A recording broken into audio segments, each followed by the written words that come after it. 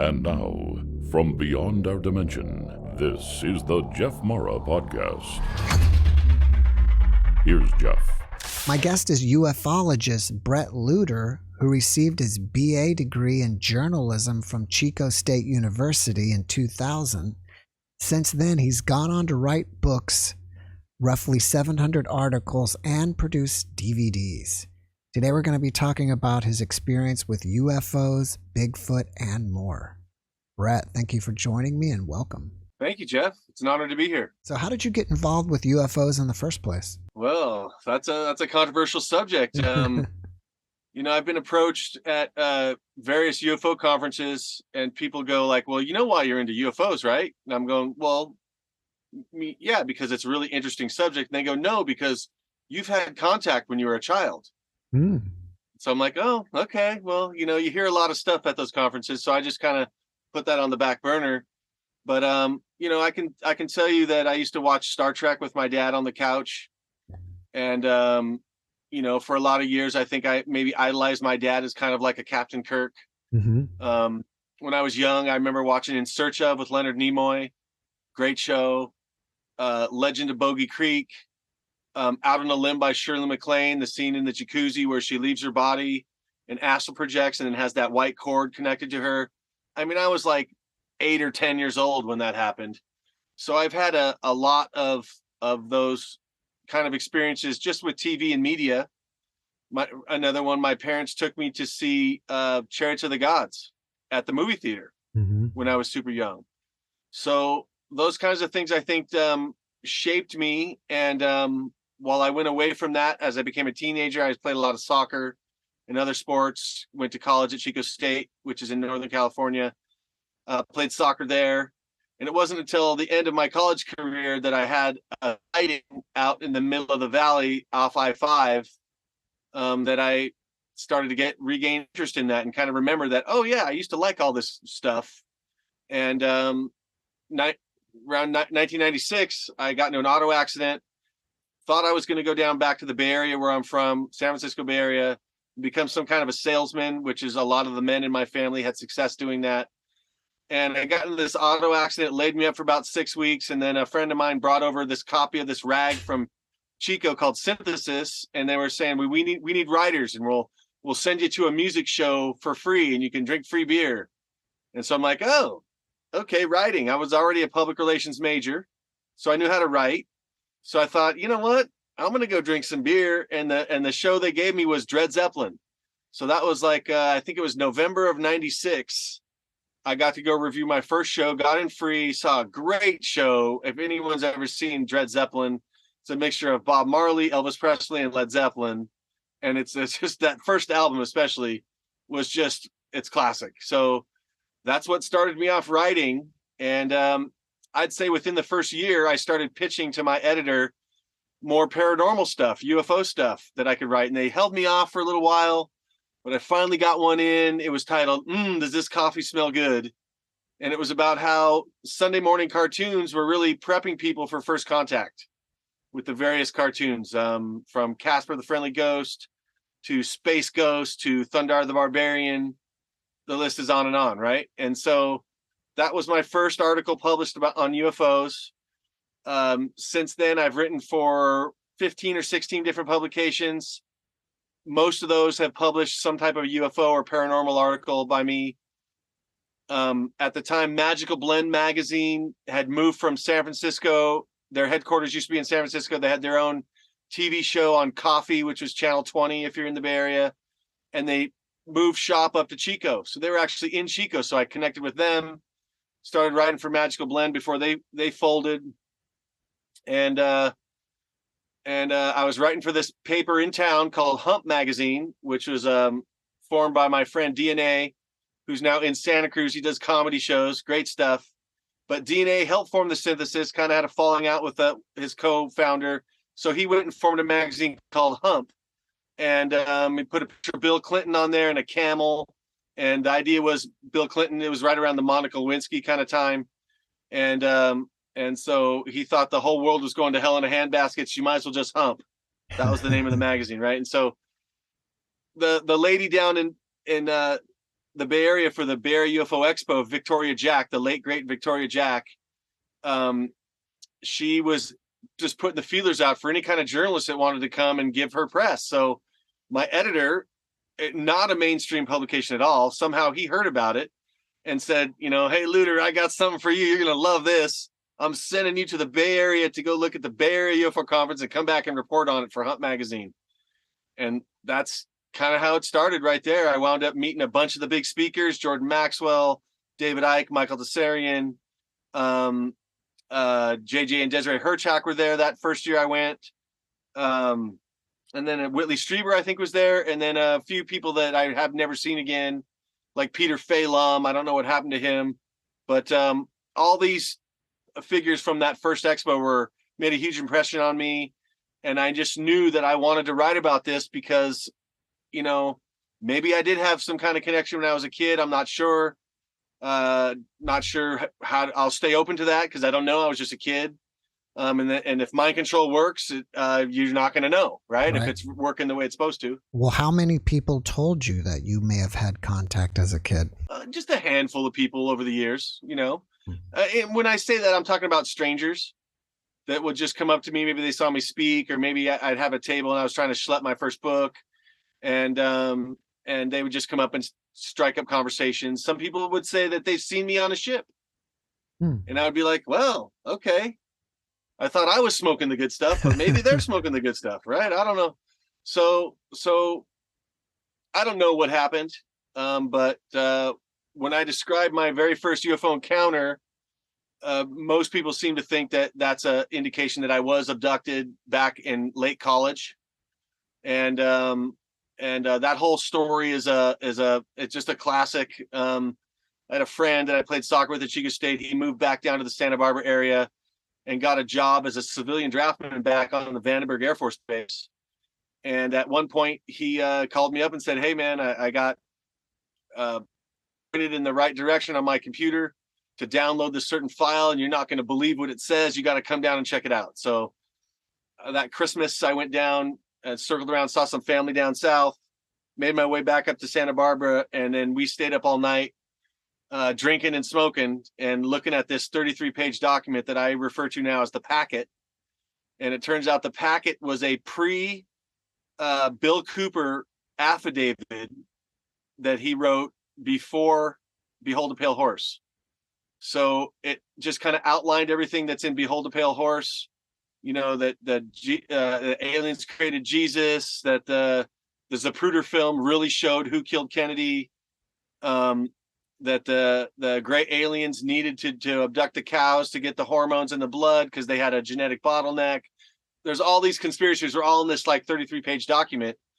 And so on my way back from that trip, I'd stopped in Santa Cruz after that. And I'm like, hey, you guys got to check out this document, right? And we stay up all night again, talking about the document. Next night, I'm in Pleasanton as I'm making my way north back to Chico, staying up all night. And then they decided in Pleasanton, they were going to go to Reno and party all night. And I'm like, no, I'm going home. So as I went home, there's you could go out Highway 80 up to Sacramento and then take I-5 north, like up to Redding, let's say, or Mount Shasta, or you could take the hypotenuse of that triangle. That's 505, Highway 505. And at that time, it was barren out there, a few farms here and there. And I had pulled over at my normal place, right? If I need to take a nap or had to go to the bathroom. On this occasion, I had to go to the bathroom, and it's nighttime, and I'm out in the back of my little S10 Blazer, and I'm hanging it out, and I'm doing my thing, just relaxing. And I look up, and I see this little circular thing going around, and I'm like, oh, that must be one of those kind of UFO things I've heard about. And then I'm like, oh crap, I'm out here in the middle of nowhere, right? And I'd read a couple of Whitley Strieber books. I'm like, I better get out of here. So I later on that journey that night, I drove into a fog bank, and next thing I know, I'm out of gas, and I just have barely enough to make it back to Chico. And then most people, I've skipped a few things, but most of the people I talk to say that more than likely I was abducted in that experience, because this UFO craft kind of paralleled me up I-5 as I made my way up north. And at one point I stopped at a rest stop to try to go like, whoa, what's going on? I'm kind of, am I freaking out? Am I losing my mind? What's going on? And I stopped at the rest stop. It was a super windy night. And at the rest stops, they have those energy saver lights. They're like yellow. And so right across the highway, the southbound I-5, there was another rest stop, like a counter rest stop. And at one point, the wind blew the trees apart, these giant eucalyptus trees, and there was the UFO like waiting for me. Wow. On the in between the I-5 and the Mendocino range. And then so I'm like, okay, so I got to go talk to this one specific friend who I know will listen to me, and that's trying to find his house, which is right along I-5, near where Highway 45 cuts in, and that's when I ran to the fog bank. So a lot of people say, yeah, I got abducted right then. I don't know that I did, but I see why they're saying that, because I've read a lot of the literature that describes similar types of things. So that's what really started me off into UFOs. When I began writing about it for Synthesis Magazine, then Hunt Magazine, Magical Blend, Chico News and Review, UFO Magazine, I did a bunch of articles for them. Right now I do periodic stuff for Phenomena Magazine online. And I just determined, Jeff, that this is the kind of stuff that human beings really should be paying attention to. And that, like, for example, when I worked for the Chico News and Review, my editor really liked that kind of stuff because it added a different quality to the paper. But my big boss, Jerry Von Canel, who's founded the Sacramento News and Review and the Reno News and Review, as well as a Chico one, he supposedly hated me because he thought that drove away advertising. And so, that's where I got it came right in my face that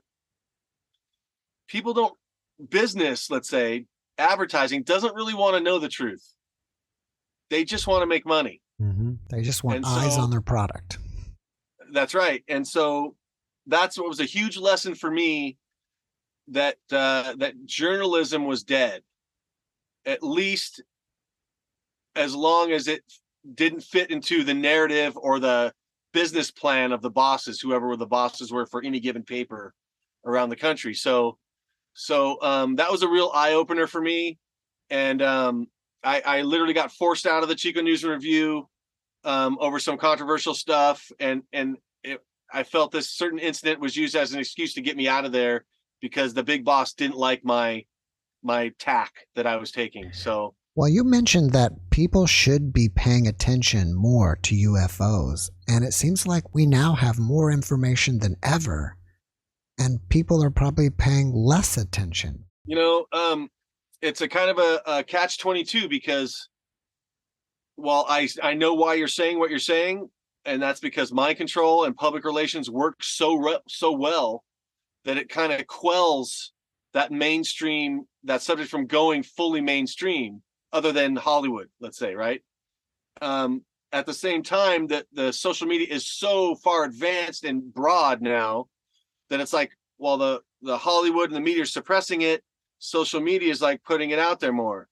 And so, when you see all this stuff like the Navy footage that's been released, or the Tic Tac UFO that the Navy shot, and whatever military stuff's coming out right now, I look at that, Jeff, and I say that's 100%. Those might be true, but it's a timed release of information, which means it's a public relations campaign, and they know that they're losing the war for information, so they have to release at least a little bit of it to try to remain at least a little bit credible, so they can have still kind of control and trust of the public.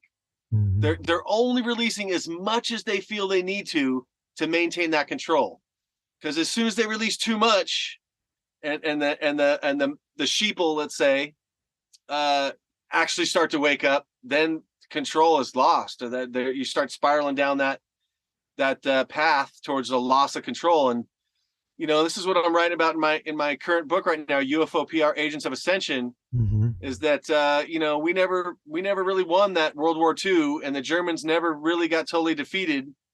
And so the United States is now the battleground for the communists, the Nazis, and for Americans, elite Americans like the Kellogg's or the Carnegies or the Rockefellers. And it's all a battle for the minds of the human consciousness, right? Especially in America. If whoever controls the American populace controls a great power source of labor and taxation and an army. So public relations rules everything. Mind control is everything. A friend of mine, Stuart Swerdlow, says everyone in the world is mind controlled, even natives that are out in the jungle, even if it's just a little bit. Everyone's mind controlled to varying degrees. Makes sense. Looking around, I would have to agree with that. One of your books is titled A UFO Hunter's Guide. Do you consider yourself a UFO hunter? I didn't agree with that title. My title was Esoteric Guide to UFOs, because that's kind of my handle, Esoteric Guide. I've titled a couple of my DVDs Esoteric Guide, and my first book is Esoteric Guide to the Reggae Vibe, Song in Your Heart, The Story of the Search for the Lost Notes, the first book. No, I don't think I'm a UFO hunter because I'm too honest with myself. I'm not the hunter in this scenario. I'm the hunted. And I wouldn't even think that's not even correct, because they don't need to hunt me. They know right where to get me if they want me. They could pick me up anytime they want. There's a good chance that that's happened and I just don't remember. And I think that's true for anyone on the planet. I think that they keep control of all the bloodlines. They keep track, rather, of all the bloodlines. They know who's going to be born and where. For example, the Mormons have a giant vault in a mountain in Utah where they supposedly have the most sophisticated records of all the birth certificates in the world. And that's just the Mormons, right? They're not even the biggest religion in the world. Think about what the Catholics have. Do the Mormons run Ancestry.com? I don't know, but that's a good question. Because what easier way to collect data than to run a company like that? And then everyone thinks, oh, look, I want to see who my ancestors were. But really, it's a data mining project to keep track of bloodlines. I could see that easy. Do you think UFOs are coming from underwater, inner Earth, like the hollow Earth theory, from space, interdimensionally, or somewhere else? All the above. All the above. We're us humans, man. We're forced in this tiny little narrow spectrum of what reality is, and we don't even know everything about our own oceans. We don't really know what's on the inside of the Earth. I was just doing some inner Earth research the other day, and there was this well that they tried to drill in Russia that was something like 12,000 feet, which is like 2.5 miles down. And all the data they brought back from the core samples did not match any of the prevailing consensus about, there's a crust and a mantle, and then I think another mantle, then an outer core and inner core, right? That is a first grade explanation of what's really going on there. And science has a lot of value, but one of the things that detracts from science is that they think that they know everything, and that they think that they need to project that image onto people that they know everything. When really, if you just say, I don't know, I think that goes a long way towards building credibility with your public or whoever's listening to you. So just that one video alone shows you we really don't know what's going on inside the Earth. So when you talk about Shambhala or Agartha, or if you study Dianne Robbins stuff up in Mount Shasta, she talks about Telos, which is a city beneath Mount Shasta, supposedly. Within that cache of knowledge, there's Porthologos, which is supposedly the library of the Akashic records here on Earth, inside the Hollow Earth. I mean, there's traditions like this all around the world. Xingwei, I think, is in Mongolia. Shanxi, Xinhua, Shanxi, I think, is in the Himalayas as well. Then you got Posed City in Brazil. You got Rainbow City, supposedly in the Antarctic. So, I mean, I look at this from a public relations standpoint. So there has been stories of the Hollow Earth for at least hundreds of years. And then if you listen to this, like, say, Ascended Master traditions from Tibet or India, or even from Mount Shasta through Saint Germain dispensations, they're talking about these things are thousands of years old, that humanity has been in its most advanced state for millions of years. And we really are in our advanced state now, but we've just been put to sleep.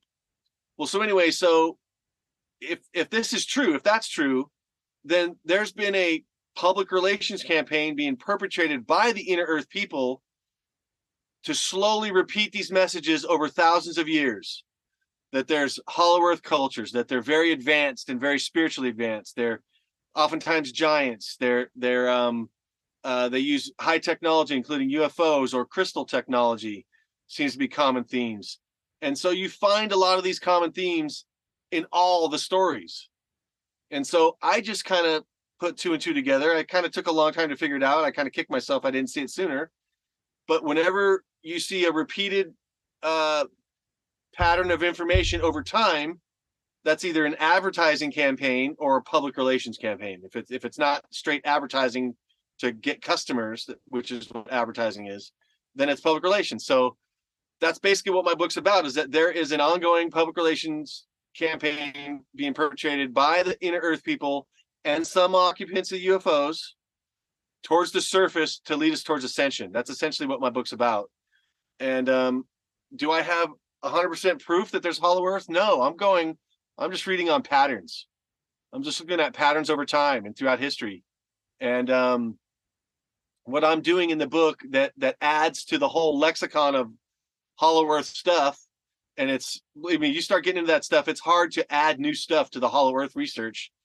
And my theory about that is because the gatekeepers of that information, the people in the hollow earth, have only let out so much information over time. It's a very controlled release of information, timed release of information, and they only allow people in or out by very strict rules. And they don't allow lots of people in and out. So it's not like some kind of tourist place. If you're allowed to go there, the theory is, from a wide variety of traditions, that's because they know you're coming and they're inviting you in. Otherwise, you're kept out.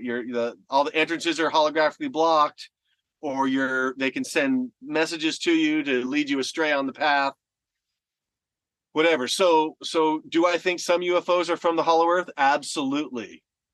And you find this kind of stuff if you study the work of Nicholas Roerich, the East Asian explorer. I think he's of Russian descent. That's who Hitler sent to Tibet to find Shambhala, to make contact with the secret societies of Shambhala, so that Hitler could, hopefully get enough power to win World War II.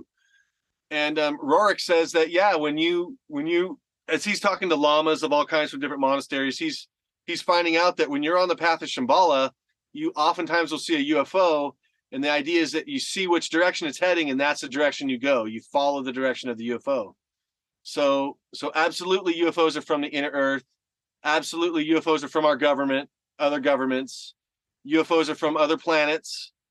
There was a book in 1957, I think it was, by Kelvin Rowe called Call at Dawn, classic UFO book.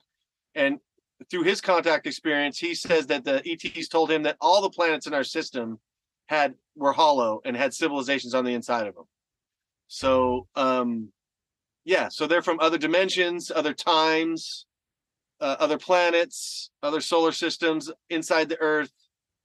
UFOs are like, as an old friend of mine who's since passed away, he used to say UFOs are just the Fords and Chevys of the universe. They're common everywhere except here. For the audience, Bret and I just met for a few minutes before we even started recording. And Bret, you probably don't know, but the majority of my videos are interviews with near-death experiencers. And I even have some of these guests have contact with aliens during their near-death experience. Do you believe that, these ETs are hanging out in the astral as well? Well, it depends what you think an ET is. Mm-hmm. I think that's the first question. Not everyone thinks that they're actually aliens from other planets. A lot of people think they're astral entities. You mentioned the astral, which is the plane of existence or dimension right above the Earth. It's an interesting subject, Jeff, because on Earth is very tricky for a human being. And we are so easily fooled, right? And so near-death experience is very close to a dream, which is very close to a vision or hallucination. All of them can overlap, even though there might be some distinct differences there. I stay open to this whole idea of demons as a possible candidate for aliens. I don't know if all aliens are demons, but I think at least some of them are portraying themselves as aliens as a way to get in on individuals. And one of the most compelling things that I've found that points to that conclusion is the work by Joe Jordan out of Florida. He used to be the MUFON state director of Florida. And so he started doing his own abduction studies within his group, and was starting to find more and more people who were being abducted would shout out the name of Jesus. They would recite scripture or sing a hymn, and the abduction would stop like that. And so what does that mean? Does that mean that all aliens are demons?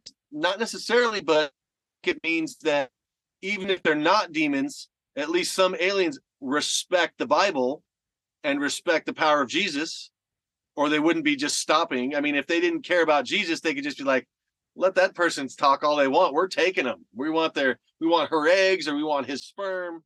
We want to, we're still probing, whatever. Right. Mm-hmm. So that tells me that there's something to this idea that not all aliens are who they say they are. And once you can get that through to yourself, then that opens up a huge possibility of them being not aliens, but any number of things: fallen angels, ghosts, archons, lower astral entities.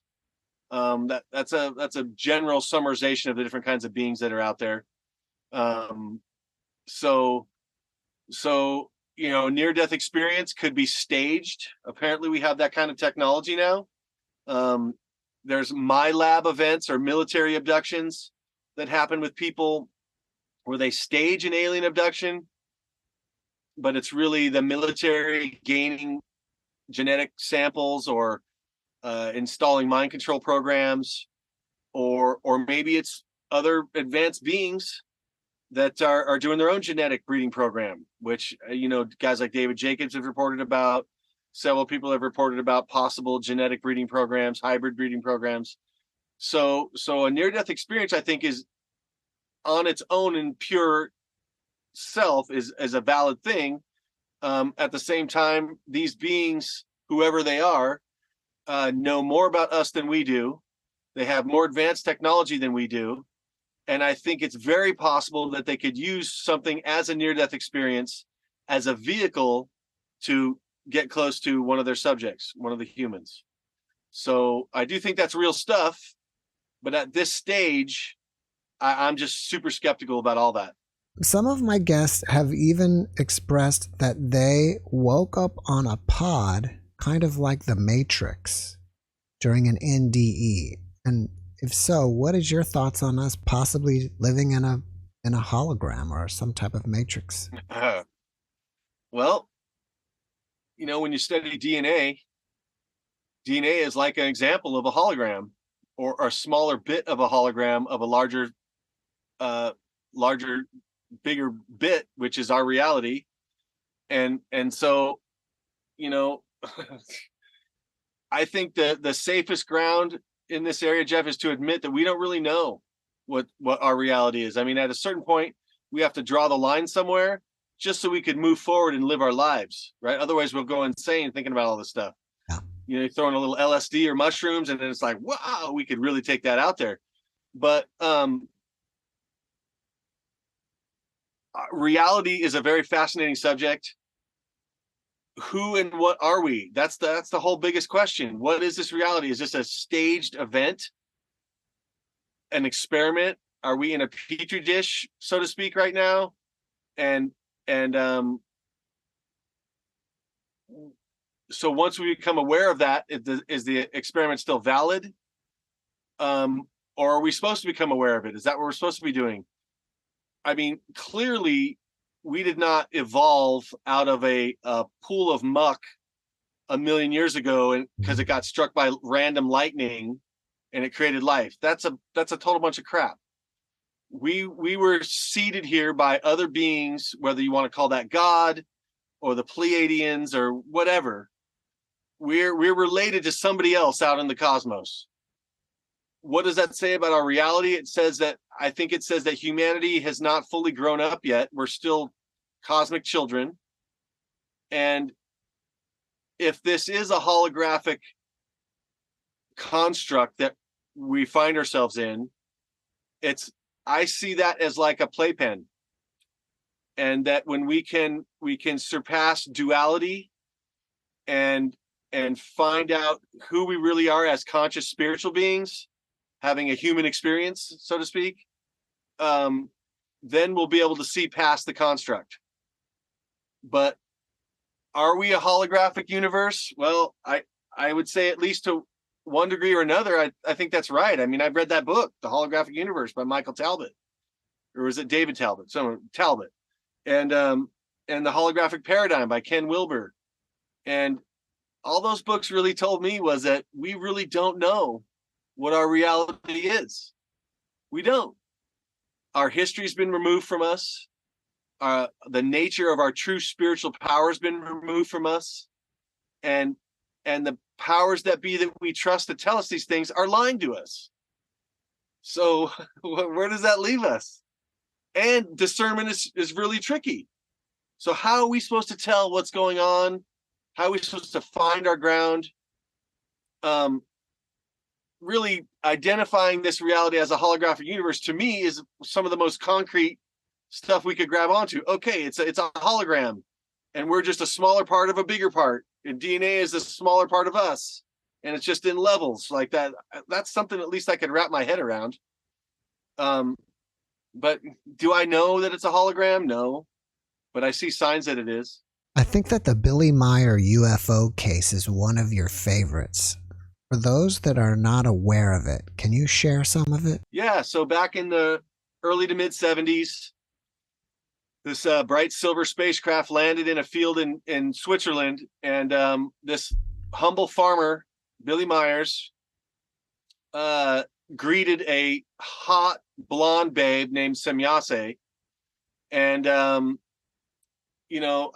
have got all kinds of places I can go with that. I'll go to that after I set this up. But this humble farmer and Semyase sat under a tree, and she told him about the history of the human beings in the galaxy that were really from Lyra, which is from towards the center of the galaxy.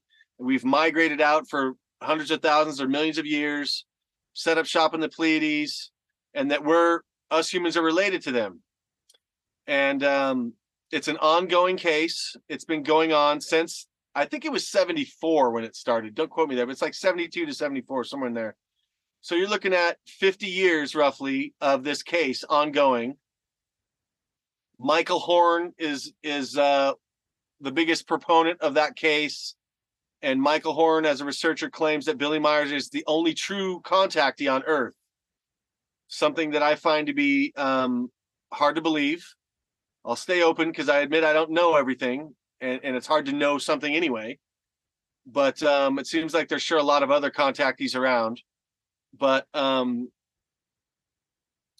Billy Meier has been the mouthpiece for this civilization, the main one, and they are trying to bring technology to Earth to clean up pollution, to help us elevate our vibration, raise consciousness, and bring about a new age to humanity. And that's it in a nutshell. There's all kinds of hair-splitting avenues to go down with information that Semyase has dispensed to Billy Meier. But as time has gone on, there's been other contactees with Semyase, like the late great Dr. Fred Bell. He wrote the book Rays of Truth, Crystals of Light. Rays of Light, Crystals of Truth. It's one of the two. Do I have it on me? No, I don't have it on me right here. But it's basically about laying out the conspiracy, what people call the conspiracy, the New World Order conspiracy, the families that control the world and they control the finances. And then it lays out Pleiadian technology after that. Are you familiar with Rob Potter? I'm not. Okay, so Rob Potter's a Pleiadian and Venusian contactee. He's up in Mount Shasta, and he does the summer conference every year. And Rob was a little boy when he went onto the ship with Dr. Fred Bell that was underneath Lake Mead at the time, Semyase's ship. And then after that, he was this hunky volleyball beach stud from like Venice Beach. After that, he got into like it was a car accident or motorcycle accident or something, and has sustained injuries since then. He's not all the way back yet. Super nice guy. And so he's like, so it's this ongoing chain of Venusian, Palladian contactees. Barbara Marciniak is another one. As I think about it, I'll think of more of them. But so the Billy Meier case spawned all of that stuff. The original investigator, Wendell Stevens, who has since passed away, he was a friend of mine. We had many conversations. I've done a couple interviews with him. He's written some great books, and the patterns that are laid out within Wendell Stevens' UFO contact books they're like archetypes. They apply to all these other cases. And of course, the biggest one of his investigations was the Billy Meier case, where I think there's 6 or 8 books that he's written based on the Billy Meier case. There's that much information that has come out about the history of humanity or politics or propulsion systems. So this is one of, a lot of people talk about Roswell or maybe Bentwaters in England, 2 huge cases, but the Billy Meier case is probably the mother of all the cases. And if you're going to be serious about studying UFOs, you want to get into the Billy Meier case and at least take a cursory look at some of that stuff, like the 2 first coffee table books produced by Wendell Stevens and Lee and Britt Elders and Wendell Stevens, and still some of the best and most controversial UFO shots ever taken. And there's your Billy Meier case in a nutshell. What is the most shocking thing, in your opinion, that was revealed about his case? One of my threads is that I like studying this idea of who are the aliens really? Mm-hmm. Are they who they say they are, or are they lying? And so the Billy Meier case becomes front and center in that discussion because of this figure, Semjase. She's all through the Billy Meier material. She's through the Dr. Fred Bell material. She's in the Keys of Enoch by JJ and Desiree Hurtak. They're communicating with Semjase as well. And I even did an interview with JJ and Desiree to ask him this question: is that Semjase, spelled Semjase, is that the same being as Samyaza, Samyazaa, from the Book of Enoch? And they said, yes, it is the same figure. And so I'm going like, okay, so do you know who that is in the Book of Enoch? That's the leader of the fallen angels, Samyaza. And I'm like thinking to myself, okay, I'm looking at stuff through a public relations lens, right? Mm-hmm. If you're coming to Earth and you're trying to uplift humanity, you want to gain their trust because you know you have good intentions in your heart, and you want to give Earth inhabitants and beings, you want to give them this higher technology so they can clean up their oceans and clean up the air and have free energy and uplift their vibrations. You're trying to gain their trust so that they will take this information, right? From a public relations standpoint, I would say if I was the Pleiadians public relations guy, I'd be like, don't call yourself a name of a fallen angel or the leader of the fallen angels, because no one's going to trust you as soon as they put 2 and 2 together. Yet here we have this being that everyone trusts, and she's given us this. First of all, she's a hot babe, right? Semjase, if you see the artist renditions of her, or even the controversial 1 or 2 pictures that might be out there, she's a good looking girl. And I could just see the devil, the leader of the fallen angels, let's say, taking the form of a hot babe just so he could sucker this humble farmer guy who probably hasn't seen more than up an arm sleeve of a woman his whole life, right? So I'm looking at this and I'm going like, okay, wait a minute here. So this being who takes the name of the leader of the fallen angels, who supposedly knows our history better than we know ourselves, because they were supposedly around, they have a much longer lifespan, supposedly. They want us to believe what she says is true. So that's a huge red flag for me, Jeff. Why would you, call yourself Steve. Don't call yourself Don't call yourself Beelzebub or Lucifer or Samyaza. Yeah. Because that's going to, I'm just surprised more people haven't noticed that. So for me, from a spiritual standpoint, that's the biggest thing that shocked me from that case, was that realization that Semyase might not be who she says she is, or she's telling us straight to our faces who she is. And if you're familiar with business at all, there's 4 ways to handle a contract. You can agree with it, you can counteroffer, you can argue with it, or stay silent. And if you stay silent or argue, that's called dishonor, and that means that the contract offer can move forward. So if you've ever skipped out paying on your credit card, and a couple months later you get a letter in the mail from a third-party debt collector who's saying, you owe this amount of money, and if you don't respond to it, if you stay silent, that grants legal rights to that third-party debt collector to move forward in court and get a judgment against you. Okay. Mm-hmm. So you can stay silent, or you can argue. Those are both in dishonor. You can always agree with any contract offer, and then everything moves forward. Everyone's happy. There's a meeting of the minds. There's full disclosure. The position of power to always be in is a counteroffer. So you always put it back on the offerer's table, right? And then you're kind of off the hook until they come back with something, right? And then you counteroffer again. So I use this technique with law authorities a lot in court. Works great. But so let's look at this. So Semyase says, okay, I'm Semyase, I'm from the Pleiades, and I got all this stuff for you guys. Here's your true history. I'm here to help you guys save yourselves, or to save you, whatever, right? They actually refer to themselves as an Ishwish is for the man, or an Ishrish is for the woman, and those are like semi-gods, they call themselves. Right. And those are Palladian terms I just said. That's from the Billy Meier material from Wendell Stevens. And so what does humanity do? Largely, we've stayed silent because not many people really know about the Billy Meier case. The ones that do agree with it. So I'm looking at this and I'm going nobody stopped and counter-offered this and said, okay, I conditionally accept your claim that you're who you say you are, Semyase. Upon proof of claim that you can prove that you're not Semyaza, the leader of the fallen angels, that you could prove that you have the best intentions of heart. I mean, these are just basic business questions. If I went to offer you, Jeff, I have $1 million for you, Jeff, and I want to loan it to you, and there's no strings attached. Sounds great, right? But aren't you going to want to ask me some questions? I'll accept your $1 million, Bret, if you can prove that there's no strings attached. If you can put it in a contract that there's no strings attached, so I can feel secure about that. If you can show me how I would enforce a breach of contract, then I might agree to it. These are just basic business questions. So humanity has largely stayed silent to the Billy Meier case because few of us know about it, right? It's just if you get into this stuff, then you know about it. And ufologists, I would have to guess, are 0.001% of the population.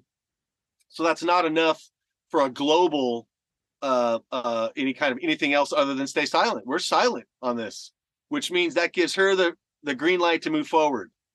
So that's the main thing I take from the Billy Meier case. There's all kinds of hair-splitting avenues to go down for those that are interested. It's fascinating. Earlier you mentioned Mount Shasta, and you've also produced a couple DVDs on the subject. Yeah. I think that's a hotbed of UFOs, but I think there's also Bigfoot sightings in the region too. Do you think that there's a connection with UFOs and Bigfoot? Absolutely, I do. In 2007, I was at the Bay Area UFO Expo. It's basically where I sprouted my antlers, starting in 1999, and it ended in 2010. I went every year and met all the best speakers on the circuit. And one of them, who I'd never heard of, was a man by the name of Kiwani Lapsaritis. And Kiwani Lapsaritis, for a short time, became kind of my spiritual teacher. And I was invited up to his house 3 different times to go have Bigfoot experiences. Well, he wrote a book called The Psychic Sasquatch and Their UFO Connection. I'd never seen a book title like that before. When I saw the book title, I knew I wanted to go to that guy's lecture, and I was going to read his book. I literally read his book in 3 days. It just pulled me right through. All these different psychic Sasquatch stories that he has, where they're talking to people, where they're putting sounds in their head or visions in their head, or appearing and disappearing. They're shape-shifting, they're interdimensional. That was his second book. psychic Sasquatch and their interdimensional connection. So I absolutely think that there's a connection. In particular, they're around Bigfoot.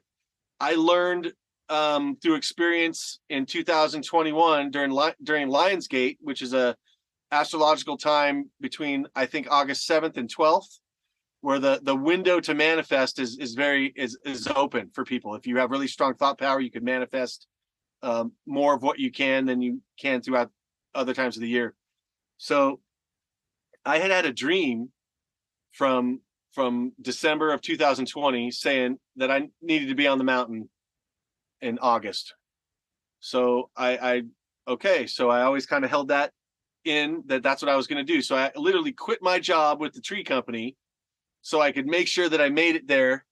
I didn't know it was Lionsgate actually until afterwards, but it was August 10th, and I knew I had to be on the mountain. So I went up to the place where everyone goes. It's called the parking lot up above Panther Meadows campground.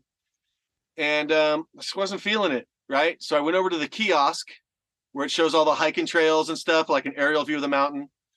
And I see this one little trail on the north side of the mountain. I said, you know what? That's where I got to go. And I'm not normally a psychic guy, I'm usually pretty dense, really. But I'm like, I got to go. This is where I'm going. So the next day I went and spent the night with a friend and weed. And then that next morning I went there myself. We couldn't find the directions. Nobody that I knew in Shasta knew the directions to get to this place, which was surprising because it's right there on the map. And a friend of mine pulled it out of her hat. I don't know how she found it, some obscure website online, and sent me the directions. So I followed the directions through the wilderness. Luckily and not luckily, the lava fire had just raged through Weed and the north side of Mount Shasta. That was in 2021. And I was literally driving through smolders were still coming up, even though the fire crews had left. So I found this trailhead. It was all burned out. I decided, the trail's gone too, but there was a creek up there. So I'm like, I'm going to follow the creek up because I'm sure the creek is going to hit the waterfall. And that's where the trail was leading up to these supposedly beautiful waterfalls. So I started up the creek. It's a dry creek bed. It was a little muddy on the bottom. So, water had been through there at some point. And of course I'm saying prayers the whole way up because I'm trying to keep my thoughts pure and ask for protection. And, about 2 hours in, Jeff, giant branch crash up on the bank. And I'm down in the creek bed. And at this stage, the banks are at least 20 feet high. And it's all rocks in front and behind me. So it's not like I could run anywhere. My first thought was not Bigfoot. My first thought was, oh crap, that's a bear or a lion. I'm out in the middle of nowhere. I don't got any weapons because that's what Kiwani taught me, is that you go out into the woods with no weapons and you just project love and family and warmth, brotherly love, sisterly love. And that's how you attract a Sasquatch. Well, I wasn't actually trying to attract a Sasquatch. I was trying to go to Telos because that's why I thought I was supposed to be on the mountain, right? That's what my dream said. So I'm like freaking out at first, right? That was my first reaction, was freak out. It took a few minutes for me to calm down. And then there was another branch crash closer to the edge. And so I stood up on a rock trying to see, like I could, from where I heard the sound, I thought I'd be able to see something there. Nothing was there. And so I'm thinking to myself, okay, so it's not a mountain lion because a mountain lion would have attacked me from behind. That's what they like to do. So it must be a bear, right? And so then I'm thinking to myself, there was a stalemate. I'm standing there perfectly quiet. There's 2 branch crashes so far. Nothing else is happening.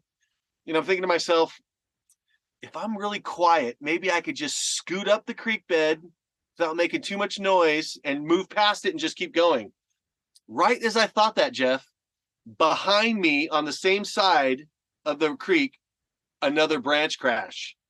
And I'm like, oh, it's Bigfoot. First, because if it was a bear, I would have heard it walk from the first area of the branch crashes to the second. And there was nothing, right? And it's all burned out by fire. So it's all crispy branches and dried leaves. And I would have heard it walk. But I'm like, oh yeah, I'm remembering my teachings from Kiwani. They could read my mind. And it read my mind right when I said, maybe I could just sneak up and keep going. It branch crashed behind me as if to say, you're good. Go forward. So that's what I did. That's how I interpreted that. So I moved forward. I went about another quarter to a half a mile. And sadly, I have to say I was not in shape enough to keep going. It was pretty arduous getting up to where I was. I would be really fit because I played soccer for 40 plus years. And I'd been off. I was 4 years off at that point, and I was a little overweight, admittedly, and I was sucking wind. Plus, the air was still really smoky from the lava fire. So I decided, you know what? I'm gonna stop on this one flat rock. Took a couple pictures with my cell phone, and said, can you guys come out and wave to me at least or something, since I can't make it all the way to the waterfalls? Nobody came out, of course. And so I made it back to my car. I was so tired by the time I got back. I had ice chest. I drank some water. I sat in a chair. I'm like, man, okay, it's getting late. I better make it back to my friend's house. And I went to get up and collapsed. That's how tired my legs were. So it was kind of like this whole ordeal, right?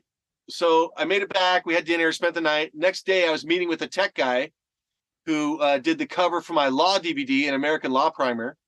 And they said, oh, by the way, we have this guy we want you to meet. And so I said, okay, sure, invite him. I'll buy him lunch too. So this guy shows up. His name is Michael Walsh, and he wrote the book, The Sasquatch and the Spiritual Warrior.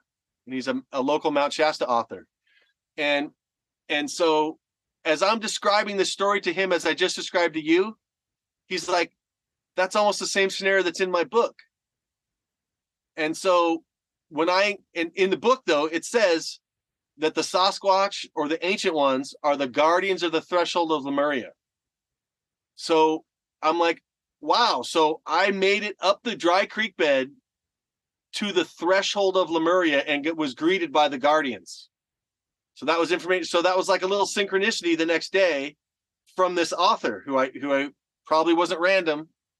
So that's my little Bigfoot Mount Shasta story. Bigfoot's all over Mount Shasta. Mm-hmm.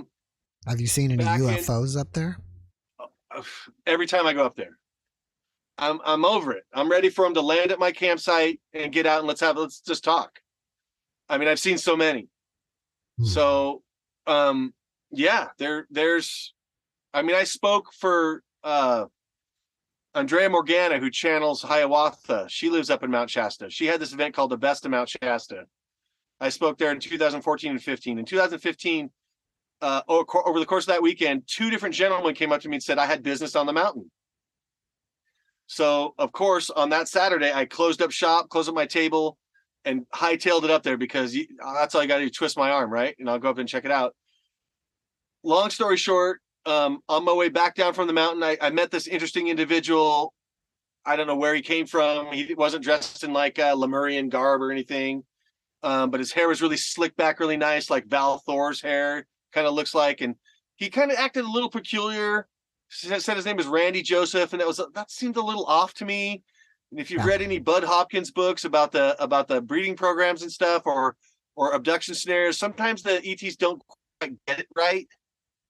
A little off, like their ties on crooked or their names weird. Like, I kind of thought this guy's name was a little weird. So that Bud Hopkins books kind of came to mind when that happened. So I don't know. He could have been a human. But on my way back down, I was walking down and just had this thing to look back over my shoulder. And between the big peak and the small little peak across from the parking lot formed a V. And in the V, a little silver disc went, zoop, didn't come through this side and didn't go out the other side, just right between the two. So, was that one of the silver beacons from Shambhala? I don't know, but I took that as a sign that I was on the right path and just keep doing what I'm doing. So yeah, Shasta's, I love it. I'm going up, I'm speaking in Shasta again. It'll be my 4th time speaking in Mount Shasta, and that's March 24th through the 27th at the Living Truth Summit 2. It'll be held at the Masonic Lodge. I sent you a little poster of that. Peter Moon of the Montauk Books is going to be there. Good buddy of mine, Brad Olson, who's got like 10 books out, and he's on all the shows right now. He's super hot. John Shin does Sacred Geometry. There's a Native American guy up there, and Gary Crump, I think his name is. And Jonathan Shalamar's put together a great lineup of people. Anyone out there interested are going to be in that area. You're not going to want to miss this. It's going to be a little bit of a smaller event. And in my experience, those smaller events is where the magic happens. So I love it up in Mount Shasta. I've got what I call my Mount Shasta family up there. Affectionately, I consider the Bigfoot as part of that family. And yeah, it's a great time. I always have fun at Mount Shasta. What can you tell us about the reptilian aliens? So it depends who you talk to. Some people say the reptilians have been kicked out of here already. I don't think that's true at all. A friend of mine, a Montauk Project survivor, Stuart Swerdlow. I met him in 2006 at Conspiracy Con in the Bay Area.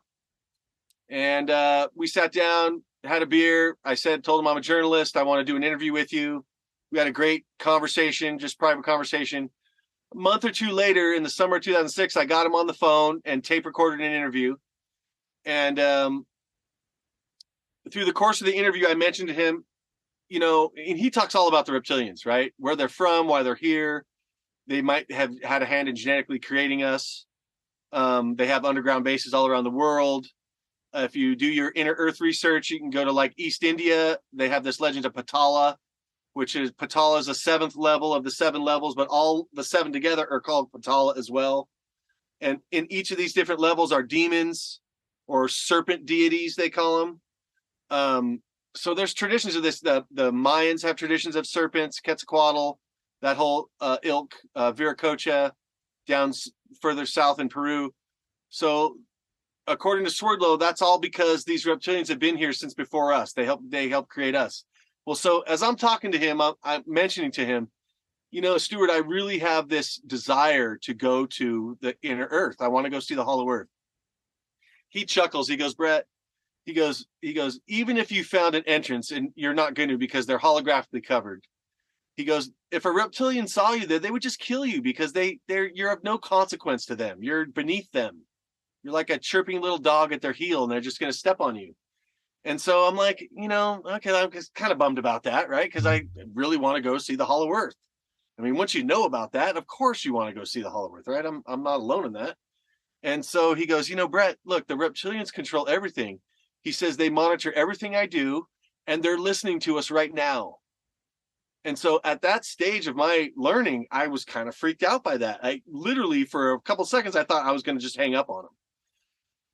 Took a deep breath, and I'm like, no, okay. So we kept talking, and he says, yeah, you know, if they want you to see them, you know, they will show themselves to you.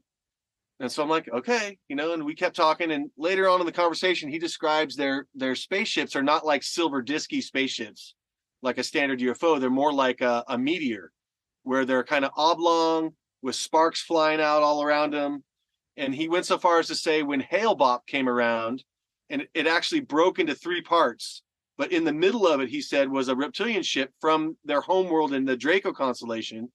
And it was using the Hale-Bopp as cover to spy on the reptilians that were here, because tens of thousands or hundreds of thousands of years ago, they left a faction here, and then they broke away, kind of a breakaway from the home civilization. So they were coming to kind of observe or spy on these people because they were starting to consider Earth their own and not be a part of the Draco like empire.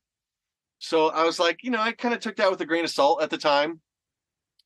So the next, and we talked about all kinds of wild stuff. You got to get Stuart Swerdlow on your show if you can get him. But the next day I played soccer in Chico, and afterwards we'd be on the west side of I-99, Highway 99, and then we'd go over the overpass to a shopping mall where there was Round Table Pizza, and we'd always go get pizza and beer. So I got out of the game pretty quick to try to go get my place at the round table, because we all sat at this round table. And I got stopped at the light as the traffic coming from the freeway got to go over the overpass or go hang a right and go down 20th Street. The light turns green, Jeff. And as I'm tilting up, it's a rather steep overpass. As I'm tilted up, all of a sudden out of the right side of my eye, a oblong, fiery craft shooting sparks up on the top, out the front a little bit on the bottom, and then a long one's out the back. And I'm like, that's exactly how Stuart described it. And it just slowly descended into the Highway 70 Canyon, where there's all kinds of sightings in that 70 Canyon. And that confirmed for me that Stuart was telling the truth. They decided to show themselves to me. they threw me a bone, so to speak. And ever since then, I listen to everything Stuart says. Since you come from a PR background, and if you're looking through a PR lens, do you think that there's going to be full disclosure anytime soon? Nope. Because it doesn't service the elites. It doesn't service the oligarchs' agenda. You mentioned a new book that you're working on. What is the title again, and when will it be released? So it's called UFO PR, Agents of Ascension. And so it's basically about, there's good guys, let's say, in the UFOs, there's good guys underground, there's bad guys underground, there's bad guys in UFOs, and then there's a spiritual hierarchy of good guys and bad guys, just to oversimplify. And the basic struggle between the two sides is the good guys are trying to, bless you, the good guys are trying to gently steer us towards ascension without violating our free will. The bad guys are trying to block us from going to ascension and keeping us in like a loop where we eat, sleep, drink, have kids, die, and then our kids do the same thing, on and on and on, and it becomes like a free energy machine for these interdimensional beings like archons or lower astral entities or ETs of some variety, where they can harvest our spiritual energy in a variety of ways. Whether that be psychically, like a psychic vampire could suck our energy off and we don't even know how to defend ourselves, or through, like I like to talk about, like through taxes. Taxes is a way to siphon money off of people to transfer wealth from the masses to the elite. And also money is a symbolic spiritual representation of our soul energy, of our spirit energy. And so we're being extracted in multiple ways. We're being fed off in multiple ways. So that's what the bad guys are trying to do. They want to keep their perpetual energy machine, human beings, going through time with our blinders on, constantly producing our labor, and they're sucking our spiritual energy off through taxes or straight psychically. And then the good guys are like, no, we can't let this happen. Humans got free will. They want to go to ascension. All beings in the universe want to ascend and grow and learn and love. And so that's the book. I'm knee deep right now. And I'm writing about the Hollow Earth now in 2 chapters. And it's, I divided into ancient Hollow Earth tales and then more modern Hollow Earth tales. And getting the information straight has just been a nightmare, because let's just say for Shambhala, there are so many different versions of what's going on with Shambhala, even like within Tibet. There's different ideas about how to get to Tibet. You can hike there if you're worthy, if your karma's right, if you've been invited, or if you've been invited in a dream, or if you've seen a sign like a UFO, like Nicholas Roerich talked about. Or some people say you have to die to get there. You can't get there unless you die and reincarnate there. Others say that you have to have a dream or you have to have an astral projection. So just getting that all straight has been tough. And then so I have many Inner Earth books, Hollow Earth books, and when you start getting into all the books, you're starting to see they all have the same information in them. So you have to keep going back to older and older stuff. And so if you're getting to Shambhala, man, there's very few texts. There's ancient Tibetan texts or East Indian texts that talk about Shambhala, but that's it. There's only a few of those. And so it's hard to quote from those unless you get a translation, but then there's different translations. So, Agartha, same way, even more obscure. Patala, the East Indian city, or Bhogavati is supposed to be a reptilian city. Very little information unless you're going to go talk to one of the lamas. And then there's several researchers that have done that. So Roerich's done that. Andrew Thomas wrote Shambhala Oasis of Light, which I'd recommend for everybody. He's one of those guys that went over there and talked to some of the lamas. I've even talked to Sean David Morton, and he's been over there to Nepal and talked to some lamas. So I was pretty impressed by that. Do you feel certain that there is a base or bases inside the Hollow Earth? I'm pretty sure.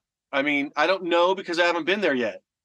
I'm hoping to go there, but either there's bases or cities in the hollow earth or in the crust, both, or human beings on the surface have made up all these stories of the hollow earth for thousands of years. Now, I'll stay open to that, but pre this civilization, where the dark forces have tried to take over the civilization, that's what our whole civilization has been about, really, is a spiritual war, going back thousands of years. If you study your Zechariah Sitchin and 12th Planet, goes back 450,000 years when that race of Anunnaki came here, started genetically tinkering with us. And that's supposedly the advent of evil on Earth. There's other scenarios like that. William Branley in Gods of Eden paints his own scenario of that. Michael Tessarian paints a little bit different scenario in his books. Before that, there's no reason to fake any of this stuff, because nobody's trying to there's like a golden age before that. So there's no, at least from what I see, I don't know, I wasn't there, right? I'm just looking at historical records that we have available to us and try to extrapolate and think critically the best I can. So I don't see a reason for them to have to deceive people, because I think in distant past, say Atlantis or Lemuria, let's say, the knowledge of people living inside the ground was probably common knowledge. It was just, that's the way it is. There's people on the surface, there's people under the crust, there's people in the heavens. UFOs are coming and going. That's just part of life in Atlantis or Lemuria. In this life, in this incarnation of society, all that stuff is suppressed because the dark forces do not want us to know, humans, to know who we are, where we came from, and what our true power is. And through that, then they can maintain control or win the battle. Bret, after watching this podcast, people may want to reach out to you and ask you questions. Are you open to that? Sure. Yeah. That's the best way best way right now is to reach me on Facebook. Just Facebook.com/Bret.Lueder. That's BRET, 1T. Lueder's LUEDER. And I answer questions on Facebook all the time. I love talking with people about this stuff because, this is not stuff covered in the mainstream.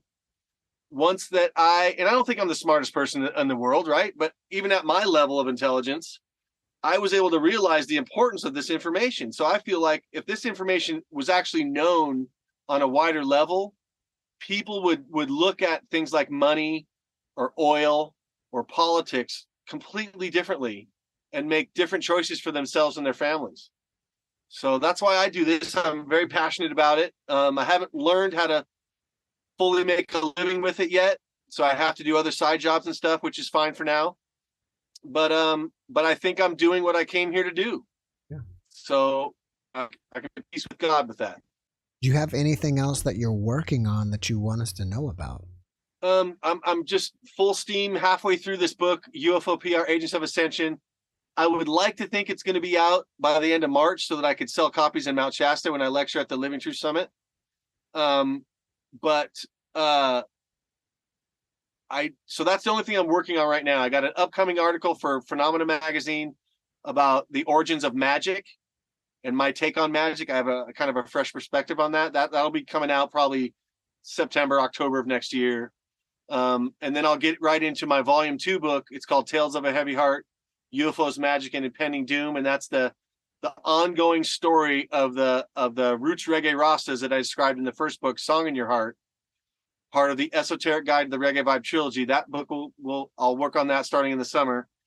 And then just more recently, I did my American Law Primer. It's a double disc DVD where I talk about the magic and occult practices in law and how they use the name. If you study occult magic, name magic is one of the biggest categories of magic. So like Solomon building the temple, he was able to learn or discern the names of the angels. Some say demons, depends what tradition you look at. But once he had the names of these beings, he was able to command them around, right? So name magic is a real broad category of occult magic. And so the powers that be, the Illuminists, the Freemasons, the secret society mavens, the witches, the sorcerers, they use the name magic against us with the all caps name. And so I do a whole disc on the all caps name and how that hypothecates our title, and then how they use that against us. So if we agree that we're the name, then they can apply all of their statutes and codes to us. when really we should be living under the common law as a flesh and blood human being. And there's no crime until there's an injury, a demonstrable injury, instead of all these statutes and codes where it's administrative and they're just pilfering us of money. So you got the taxes where they're ciphering off our social energy. You got excess fines and fees and ever increasing DMV laws, motor vehicle laws, and a whole other term of legalese that people don't know about, these definition of words that we think we know what they mean. Anyway, all this stuff is used against us. I cover all that in the first disc. And the second disc is about how to use a demur, which is a common law document that challenges the jurisdiction of the court, how to use a demur to beat a traffic ticket. So I'm pretty proud of that DVD. But it's not everybody's cup of tea, but I've had a big thing with the cops in my area. So it's really, as they say in I think it's Proverbs, iron sharpens iron. And so the cops here have been hard on me. And then as I learned what they were doing, what their racket is with traffic tickets, I've been hard on them back, and they do not like me in their courts anymore.